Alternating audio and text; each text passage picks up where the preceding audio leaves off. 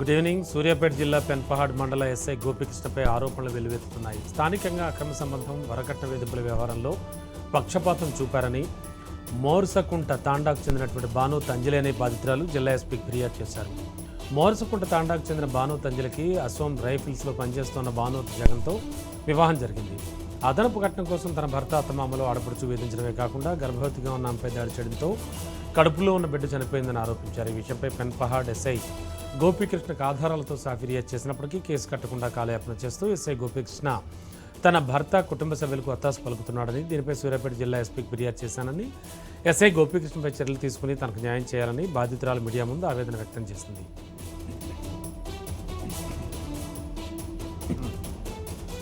జగిత్యాల జిల్లా చొప్పదండి నియోజకవర్గంలోని కొడిమ్యాల మండలం కోనాపూర్ గ్రామంలో అగ్ని ప్రమాదం జరిగింది. ఈ ప్రమాదంలో సుమారు 8 ఎకరాల్లో ఉన్న దాదాపు 2000 ఈత చెట్లు అగ్నికి ఆహుతయ్యాయి. మాజీ ఎమ్మెల్యే సుంకేర్ రవిశంకర్ బీఆర్ఎస్ నేతలతో కలిసి ఘటనా స్థలిని సందర్శించారు.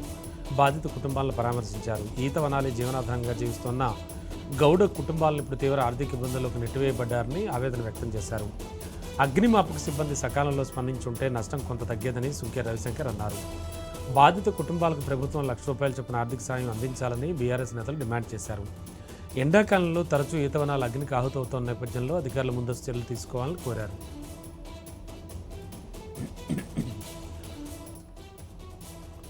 కేటీఆర్పై మంత్రి అడ్లూరి లక్ష్మణ్ కుమార్ తీవ్ర విమర్శలు చేశారు. ముఖ్యమంత్రి రేవంత్ రెడ్డిని ఏకవచనంతో సంబోధించడం మాజీ మంత్రికి తగదని కేటీఆర్ నోరు అదుపులో పెట్టుకుని మాట్లాడాలని హెచ్చరించారు.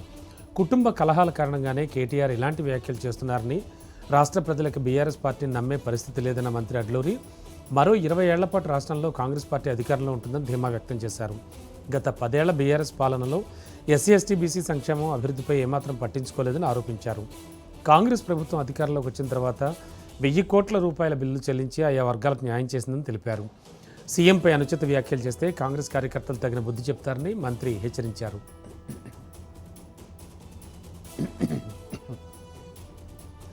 ప్రజా సమస్యలు, సంక్షేమ అభివృద్ధికి కృషి చేస్తానని సనత్నగర్ ఎమ్మెల్యే తలసాని శ్రీనివాస్ యాదవ్ అన్నారు. రామ్ గోపాల్పేట్ డివిజన్ ఆవులమంద, కళాసిగూడల్లో సివరేజ్ పైప్లైన్ పనులను ప్రారంభించారు. ఈ సందర్భంగా కళాసిగూడలో స్థానికులు పలు సమస్యలను ఎమ్మెల్యే దృష్టికి తీసుకురాగా వాటి పరిష్కారానికి వెంటనే చర్యలు తీసుకోవాలని సంబంధిత అధికారులను ఆదేశించారు. కళాసిగూడలోని నాలా వెంట వీధిలో ఉన్న సివరేజ్ లైన్ దెబ్బతినడంతో పైపుల సామర్థ్యాన్ని పెంచి నూతన లైన్ ఏర్పాటు చేస్తున్నట్టు తెలిపారు. పైప్ లైన్ పూర్తయిన అనంతరం సీసీ రోడ్ నిర్మాణం, కాలనీలో అన్ని అంతర్గత రహదారుల నిర్మాణానికి చర్యలు తీసుకోవాలని ఎమ్మెల్యే తలసాని ఆదేశించారు. కాలనీలో స్ట్రీట్ లైట్ల ఏర్పాటుకు చర్యలు తీసుకోవాలని సంబంధిత అధికారులకు తెలిపారు.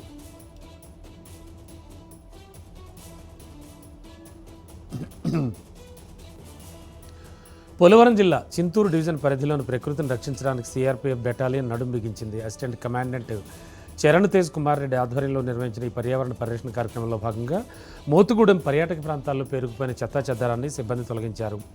సీలేరు నదీ పరివాహక ప్రాంతం ముసలివాగు వద్ద స్థానిక యువత అటవీశాఖ, ఏపీ జెన్కో అధికారులతో కలిసి సిఆర్పీఎఫ్ సిబ్బంది విస్తృతంగా పారిశుద్ధ్య పనులు చేపట్టారు. ముసలివాగు ప్రాంతంలో ప్లాస్టిక్, ఇతర వ్యర్థాలు పెరిగిపోవడం వల్ల నీటి కాలుష్యం ఏర్పడి సీలేరు నదీ జల నాణ్యత దెబ్బతినే ప్రమాదం ఉందని అసిస్టెంట్ కమాండెంట్ చరణ్ తేజ్ కుమార్ ఆందోళన వ్యక్తం చేశారు. ప్రకృతిని కాపాడుకోవాల్సిన బాధ్యత ప్రతి ఒక్కరిపై ఉందని, ఇక్కడికి వచ్చే పర్యాటకులు ప్లాస్టిక్ వ్యర్థాలను, మద్యం సీసాలను పరిసరాల్లో పడేయకుండా పర్యావరణాన్ని రక్షించాలని కోరారు.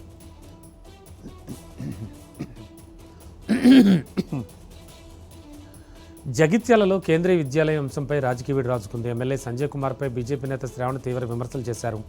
కేంద్రీయ విద్యాలయం కోసం వెంటనే 5 ఎకరాల భూమి కేటాయించాలని డిమాండ్ చేశారు. కేవలం 2 ఎకరాలు కేటాయించడం వల్ల ప్రాజెక్టు తిరస్కరణకు గురయ్యే అవకాశం ఉందని, విద్యార్థుల భవిష్యత్తుతో రాజకీయాలు చేయొద్దని ఆమె సూచించారు. అలాగే జగిత్యాల మున్సిపాలిటీలో కేంద్ర నిధులతో చేపట్టిన అభివృద్ధి పనుల్లో భారీ అవకతవకలు జరిగాయని బీజేపీ ఆరోపిస్తోంది. ఇప్పటికే పూర్తయిన పనులకే మళ్లీ టెండర్లు పిలుస్తున్నారని, ఎమ్మెల్యే హయాంలో జరిగిన అన్ని అభివృద్ధి పనులపై విజిలెన్స్ విచారణ జరపాలని శ్రావణ్ డిమాండ్ చేశారు.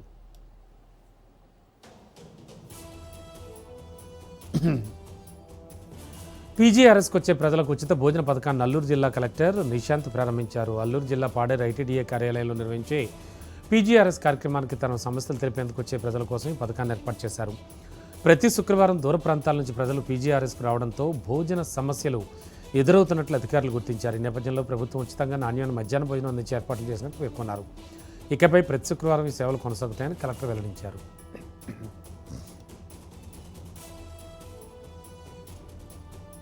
రెవెన్యూ సమస్యల పరిష్కారానికి ప్రభుత్వం ప్రత్యేక కార్యక్రమాన్ని రాష్ట్ర వ్యాప్తంగా అమలు చేస్తోందని ఎమ్మెల్యే గంటా శ్రీనివాసరావు అన్నారు. ఈ సందర్భంగా గ్రామీణ సమస్యల పరిష్కారానికి 1 month 1 కాన్స్టిట్యుయెన్సీ ప్రోగ్రామ్ని విశాఖ జిల్లా భీమిలి నియోజకవర్గంలో గంటా ప్రారంభించారు. గ్రామీణ ప్రాంతాల్లో ఉన్న రెవెన్యూ భూ వివాదాలతో పాటు పరిపాలనా సమస్యలకు శాశ్వత పరిష్కారం చూపేందుకు రాష్ట్ర ప్రభుత్వం కొత్త కార్యక్రమాన్ని ప్రారంభించిందని తెలిపారు. గ్రామాల అభివృద్ధి ప్రభుత్వ లక్ష్యమని ప్రజల సమస్యలను గ్రామ స్థాయిలోనే పరిష్కరించేందుకు అధికారులు నేరుగా గ్రామాలకు వెళ్లి సేవలు అందించాలని ఎమ్మెల్యే గంటా ఆదేశించారు. నెలలో 4 రోజుల పాటు జిల్లా స్థాయి అధికారులు గ్రామాల్లో పర్యటించి ప్రజల ఫిర్యాదులను స్వీకరించి చర్యలు తీసుకుంటారని అన్నారు.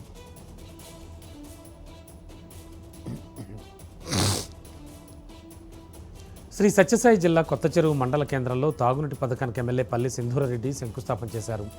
కొత్త చెరువు మండల కేంద్రంలోని బుక్కపట్నం చెరువులో తాగునీటి సమస్య రాకుండా 136 కోట్ల రూపాయల వ్యయంతో 90 లక్షల నిధి సామర్థ్యం కలిగినటువంటి నీటి శుద్ధి జల కేంద్రాన్ని ఏర్పాటు చేస్తున్నట్టు తెలిపారు. మాజీ మంత్రి పల్లి రఘునాథ్ రెడ్డితో కలిసి ఈ కార్యక్రమానికి శ్రీకారం చుట్టారు. పుట్టపర్తి మున్సిపాలిటీ పరిధిలో ప్రజలకు తాగునీటి సౌకర్యం, ప్రజలకు ఇబ్బంది కలగకుండా ఏషియన్ ఇన్ఫ్రాస్ట్రక్చర్ ఇన్వెస్ట్మెంట్ బ్యాంక్ సహకారంతో కొత్త చెరువు నుంచి పుట్టపర్తి మున్సిపాలిటీ పరిధి వరకు 48 లక్షల నీటి సామర్థ్యం కలిగిన 7 ట్యాంకులు నిర్మించనున్నామని ఎమ్మెల్యే సింధూరారెడ్డి అన్నారు.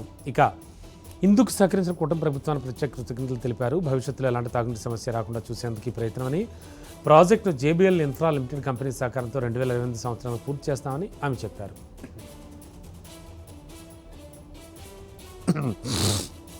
ఖమ్మం పట్టణం 3 టౌన్ పోలీస్ స్టేషన్ పరిధిలోని గాంధీ చౌక్ ప్రాంతంలో చోరీ జరిగింది. రియాన్స్ బంగారం షాప్ యజమాని కార్తిక్ షాప్ మూసివేసి ఇంటికి వెళ్తుంటే స్కూటీలో పెట్టిన బ్యాగ్ను దుండగులు ఎత్తుకెళ్లారు. సమాచారంతో స్పాట్ను పరిశీలించిన పోలీసులు సీసీ కెమెరాల్లో నిందితుడు రెక్కి నిర్వహించి చోరీ చేసినట్లు గుర్తించారు. చోరీకి గురైన బ్యాగ్లో 5 కేజీల వెండి, 250 గ్రాముల బంగారం ఉన్నట్లు యజమాని కార్తిక్ తెలిపాడు. చోరీకి గురైన బంగారం, వెండి విలువ సుమారు 45 లక్షల రూపాయలు ఉంటుందని వ్యాపారి వాపోతున్నాడు. ఘటనపై కేసు నమోదు చేసి సీసీ కెమెరాల ఆధారంగా పోలీసులు దర్యాప్తు చేపట్టారు.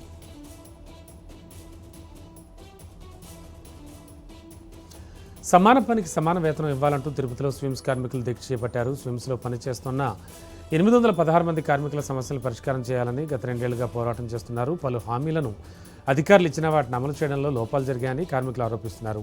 కార్మికుల సమస్యలపై స్పందించిన టీటీడీఈఓ, జేఈఓలు కార్మికులతో దాదాపు 2 గంటల పాటు చర్చలు జరిపారు. సమస్యను త్వరలోనే పరిష్కరిస్తామని హామీ ఇవ్వడంతో దీక్షను తాత్కాలికంగా నిలిపివేస్తూ కార్మికులు పిలుపునిచ్చారు.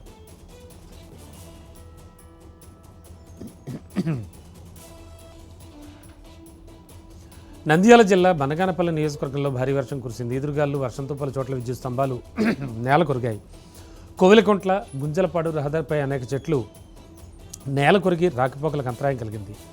సంజామల మండలం ముదిగేడు వద్ద రాత్రి కురిసిన గాలివానకు రైస్ మిల్ గోడ కూలి 20 గొర్రెలు మృతి చెందాయి.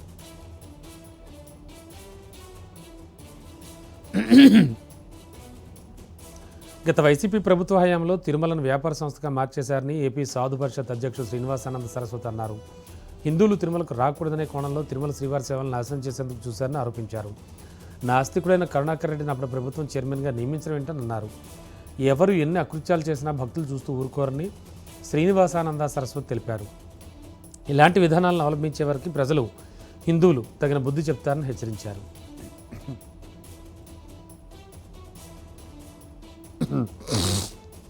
భద్రాద్రి కొత్తగూడెం జిల్లా అశ్వారావుపేటలో గంజాయి పట్టుబడింది. పక్కా సమాచారంతో అశ్వారావుపేట పోలీసు జిల్లా టాస్క్ ఫోర్స్ జాయింట్ రైడ్లో 1 కోటిన్నర విలువ చేసే గంజాయిని సీజ్ చేశారు. ఏపీ తెలంగాణ సరిహద్దుల్లో తనిఖీలు చేస్తుండగా అనుమానాస్పదంగా ఉన్న రాజస్థాన్ రిజిస్ట్రేషన్ కలిగిన వాహనాల్లో 300 కేజీల గంజాయిని గుర్తించి నిందితులను అరెస్ట్ చేశారు.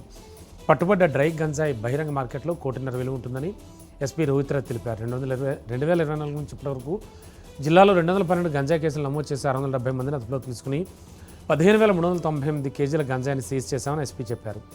మత్తు పదార్థాలకు యువత దూరంగా ఉండాలని, పిల్లల విషయంలో తల్లిదండ్రులు జాగ్రత్తగా ఉండాలని, వారికి ఏ చెడు వ్యసనాలు అలవాటు కాకుండా జాగ్రత్తలు తీసుకోవాలని ఎస్పీ సూచించారు.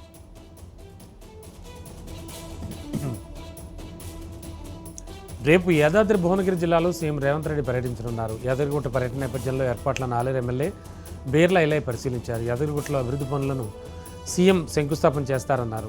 టెంపుల్ సిటీ పరిసరాల్లో జరుగుతున్న అభివృద్ధి పనులు, భద్రతా చర్యలు, పరిశుద్ధ నిర్వహణ, ట్రాఫిక్ నియంత్రణ తదితర అంశాలను ఎమ్మెల్యే బీర్లా ఐలయ్య పరిశీలించారు. హెలీప్యాడ్ వద్ద భద్రతా ఏర్పాట్లు, వాహనాల పార్కింగ్, ప్రజల రాకపోకలకు సంబంధించిన మార్గదర్శకాలను అధికారులతో చర్చించి సూచనలు చేశారు. సీఎం పర్యటన విజయవంతం చేయడానికి అధికారులు సమన్వయంతో పనిచేసి ప్రజలకు ఎలాంటి ఇబ్బందులు కలగకుండా అన్ని చర్యలు తీసుకోవాలని ఎమ్మెల్యే సూచించారు.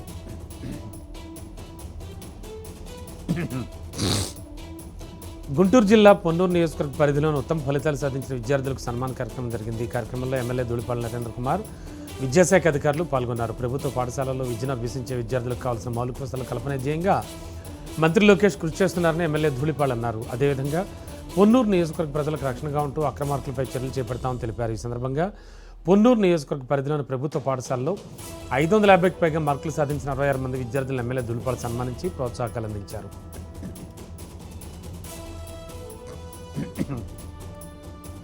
యాదాద్రి భువనగిరి జిల్లా అలేరు పట్టణ కేంద్రంలోని స్థానిక బస్టాండ్ సమీపంలో టీఆర్ఎస్ పార్టీ నేతలు ఆందోళన చేపట్టారు.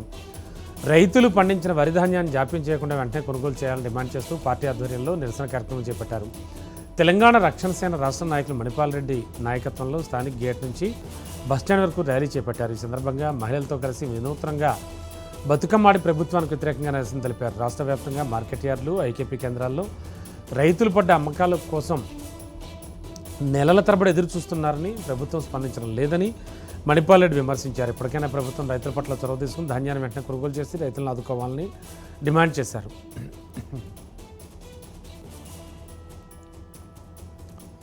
తెలంగాణ ఉద్యమకారులకు న్యాయం చేయాలని డిమాండ్ చేస్తూ ఆశయ సాధన సమితి బస్సు యాత్ర చేపట్టింది. ఈ నెల 16 నుంచి 21 వరకు చేపట్టిన బస్సు యాత్ర ముగింపు సందర్భంగా అసెంబ్లీ ముందు అమరవీరుల స్తూపం వద్ద తెలంగాణ ఉద్యమకారులు, కళాకారులు నివాళులర్పించారు. ఉద్యమకారుల గుర్తింపు కోసం కేశవరావు కమిటీని స్వాగతిస్తున్నట్లు తెలిపారు. కేశవరావు కమిటీలో 2 మహిళా సభ్యులకు అవకాశం కల్పించాలని ఆశయ సాధన కమిటీ కోరింది. ఉద్యమంతో సంబంధం లేని వ్యక్తులతో ఉద్యమకారుల గుర్తింపు కమిటీని వేయొద్దని కోరారు. అనేక మంది నకిలీ ఉద్యమకారులు పుట్టుకొస్తున్నారని, నిజమైన ఉద్యమకారులను రాష్ట్ర ప్రభుత్వం గుర్తించే న్యాయం చేయాలని కోరారు. ఉద్యమకారుల గుర్తింపు కార్డులు, 250 గజాల ఇంటి స్థలం, 25 లక్షల రూపాయల ప్రమాద బీమా వంటి ప్రధాన డిమాండ్లను నెరవేర్చాలని డిమాండ్ చేశారు.